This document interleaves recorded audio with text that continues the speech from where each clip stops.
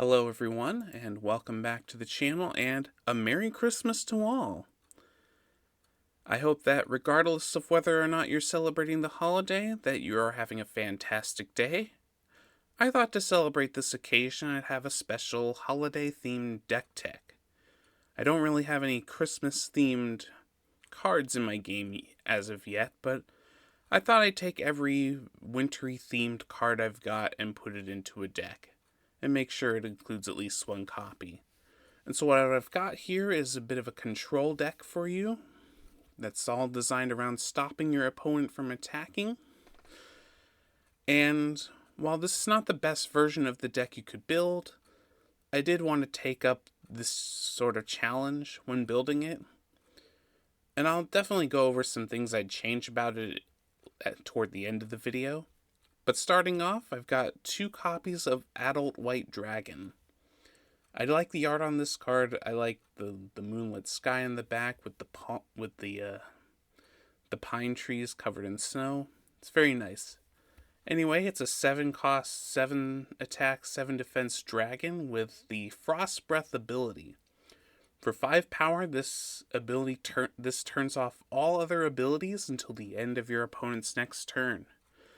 It's not an ability we'll be using often. We'll sort of be picking our spots to use this, as this does turn off our abilities too. But when we do use this, it will definitely help us get in for some damage, because this does turn off all the keyword abilities too, like taunt, critical, that sort of thing, as well as the activated and automatic abilities. So this can help us get around our opponent's taunters if we need our spot, and can help us push for game in that way. Definitely a good card. I've also got 3 copies of the younger version. I like the art of him playing in the snow here. It's pretty cute. It's a 2 cost, 0 attack, 3 defense dragon with Healing Breath. For 2 power, once per turn, you just get to gain 3 life points. It's nice to have in the early game. It can help us get above our opponent in life and give us a nice cushion while we get set up.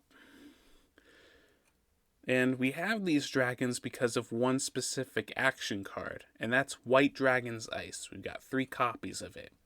It's a 5 cost normal action, but if we control a dragon, this card's power cost is reduced by 2. So if we have either our adult white dragons or our young white dragons, one of them, this will be a 3 cost card, and what this does is that characters your opponent controls cannot attack on their owner's next turn. This includes the other characters your opponent will play on that turn, so this can be a pretty good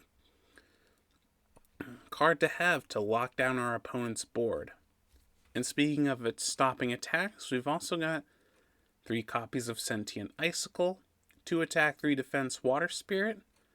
Its magic morph ability allows us to discard him from play, and when we do, we choose one of our opponent's characters, and it cannot attack on its owner's next turn. We got Delta Warrior Freya, who can do the same thing, except she's a 4 cost, 2 attack, 5 defense, and we have to pay 2 power to activate her ability, but it also allows us to choose an opposing character to prevent it from attacking on its owner's next turn. So, a couple of other ways to stop attacks. Also for stopping attacks, we've got a copy of Icicle, 4 cost normal action. This allows us to choose 2 of our opponent's characters and prevent them from attacking. We've also got our other ways to slow our opponent down in the form of Enoch. He's a 3 cost, 0 attack, 4 defense psychic with a psychic control ability. It's an automatic ability that raises the power cost of your opponent's normal actions by 1. This can definitely be useful to slow down our opponent's plays.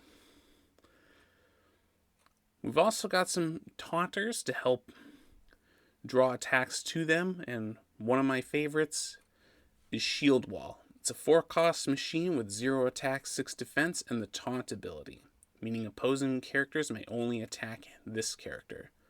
It's perfect for drawing attacks to it, but the other reason I like it is for its second ability. When it's knocked out, you just get to draw a card. This can help us stay ahead of our opponent on card advantage, And we've also got paranormal researchers to do the same thing. They're pretty simple 2-drops with 1 attack, 1 defense, and you just play them and you get to draw a card. There is one more taunter I want to show off, and that's the 1 copy of Light Archmage. It's a 10 cost spellcaster, 8 attack, 12 defense, so unlike a lot of taunters, this one has an attack stat, meaning it can be a really good attacking threat as well. 8 attack isn't too shabby for a taunter. It also has a neat second ability in Cure. You pay 4 power and you get to gain 6 life, so definitely a handy ability to have. And there is one other character I want to mention, and that's 3 copies of Delta Warrior Hydro.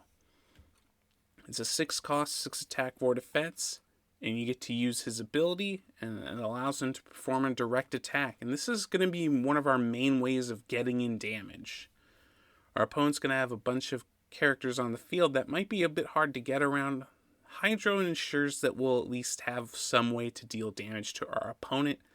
And if we got the game under control, 6 damage each turn is going to be enough to ensure that we have the ability to be able to get in for game.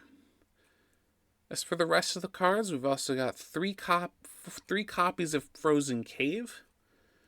It's a 4 cost terrain action, and it states that characters with a power cost of 7 or more cannot attack on the turn they enter play, though characters who entered play prior to playing this are unaffected. And that's kind of one of the other reasons I have Hydro in here as sort of our main threat. It gets under the cost restriction, and it gets under the cost restriction while being a good direct attacking threat.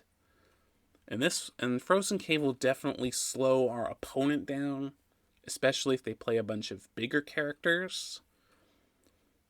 It's definitely a nice card. As for some of the other cards, we got 1 copy of Freeze. This is an expensive counteraction at 7 power, but basically you play it when your opponent draws a card, and your opponent is not allowed to play cards from their hand until the end of the turn. They can still attack and use abilities, but this will slow them down quite heavily. Speaking of slowing our opponent down, we've also got Shiver Storm, an 8 cost normal action that says your opponent may not draw a card or attack on their next turn. So this one is sort of the opposite of Freeze. It allows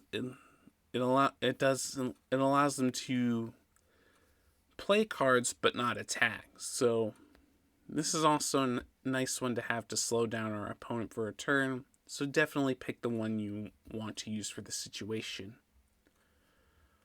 There's also Ice Spike as the final Wintry themed card. And it's a 8 cost normal action that states you knock out target opposing character, and then its controller may only spend half of their available power next turn, rounded up. So, for example, if they're going to get 10 power on the next turn, they'll only be able to spend 5 of it when you use this. So, this is really going to slow down your opponent's plays, especially if they want to play something with a big cost. This will definitely slow them down quite a bit. As for the rest of the cards in here, 2 copies of Jake's Net Search. It's the draw 2 card that we're going to be using in this deck. Normally I'd play Super Coin, but being a controlled deck, it'd be nice to have some selection, and this one allows us to do that, letting us look at the top 6 cards of our deck and choosing 2 of them to add to our hand. It's very nice. I've also got a couple copies of Steady Shop for some more character removal. And finally, 3 copies of Scion's Reversal as our main form of stopping opposing action cards. You could definitely play other ones here, but I thought I'd choose this one because it kind of goes with the color scheme. And it's also a pretty good card to have. It does kind of slow us down on our following turn, but just being able to play it out without having to worry about power is pretty nice. You'll definitely want to pick your spots to play this, though. And that about does it for this deck tech. As for other cards I'd want to add, I'd probably include some cards like Fix It or retreat for getting back some of our other action cards, like our White Dragon's Ice cards. And maybe some more taunters in here and potentially a different kind of threat to play. But other than that, this is a pretty nice deck. And with that, I want to say thank you for watching. If you enjoyed this deck, don't forget to leave a like and comment below whether or not you think this is a deck that's going to be fun for you to run. And I'll see you in whatever video I upload next, and take care.